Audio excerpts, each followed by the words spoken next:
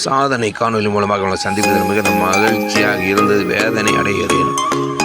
மலக்குழிக்குள் மனிதனுடைய மலக்குழிக்குள் பசுமாடு விழுந்திருப்பது மனிதனுக்கு துயரமா துக்கமா என்று தெரியவில்லை. ஆனால் உயிர்மினைய தமிழ் தாய்க்கு ரொம்ப துக்கமாக தங்கியிருக்கும். காரணம், மலக்குழியை சரியாக பராமரிப்பதில்லை, மூடி வைப்பதில்லை. அது மாத்திரமல்ல, மனிதனுடைய வளர்ச்சி என்பதிலே தற்சார்பிலே முதன்மையை வகிப்பது ஆடு மாடுகள் வளர்ப்புதான். பால் நாட்டின் வளங்களில் தற்சார்பு மிகவும் வளர்ச்சியிலே, நாட்டின் வளர்ச்சியிலே முதன்மை தருவது இந்த ஆடுகளின் வளர்ப்பு தான். இதை நாம் சரியாக பராமரிப்போம். இதற்கு ஜாதியும் தெரியாது, மதமும் தெரியாது, கீழோர் மேலோர் எல்லாமே தெரியாது. மனிதனுக்கு மட்டுமே ஏமாற்றி வாழ தெரியும்.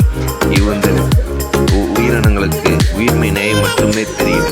மனிதன் வாழ்க்கை மாற்ற சப்ஸ்கிரைப் பண்ணுவது போல சக்சஸ்ஃபுல்லான வாழ்க்கை வாழ இந்த மாடுகளை காப்போம். மீண்டும் தற்சார்பு வாழ்க்கைக்கு கொண்டு செல்வோம். வாருங்கள். நன்றி.